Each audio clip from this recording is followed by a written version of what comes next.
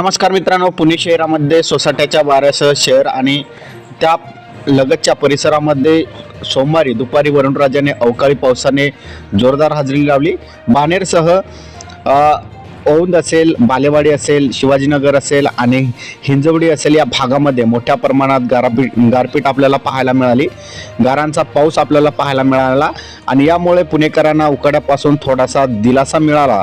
या पावसामुळे शहरातील अनेक भागात पाणी साचले, वाहतूक कोंडी झाल्याचे आपल्याला पाहायला मिळाला। शिमल्यामध्ये बर्फाचा वर्षाव होतो, त्याच प्रकारे भर उन्हाळ्यामध्ये पुण्यामध्ये गारांचा वर्षाव आपल्याला पाहायला मिळाला। जसं पुण्याचा शिमला झाला की काय असं त्या ठिकाणी वाटू लागलं, अशीच चर्चा सध्या सोशल मीडियावर जोरदार सुरू आहे।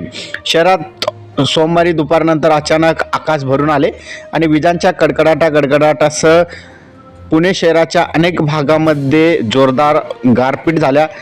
काही छोट्या छोट्या गोट्याच्या आकाराच्या गारा जे आहेत त्या ठिकाणी पडल्या आणि मोठ्या प्रमाणात नागरिक जे आहेत त्या ठिकाणी त्या गारांचा आनंद घेताना आपल्याला पाहायला मिळत होते।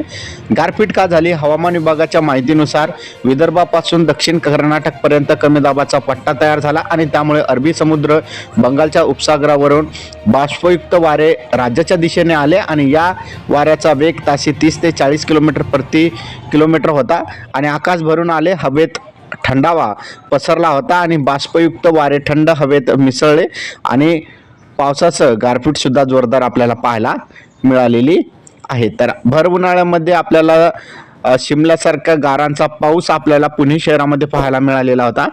तर अशा प्रकारे बघितलं तर हा हवामान अंदाज होता। तुमच्याकडे पाऊस झाला का? नक्की कमेंटमध्ये सांगा। धन्यवाद।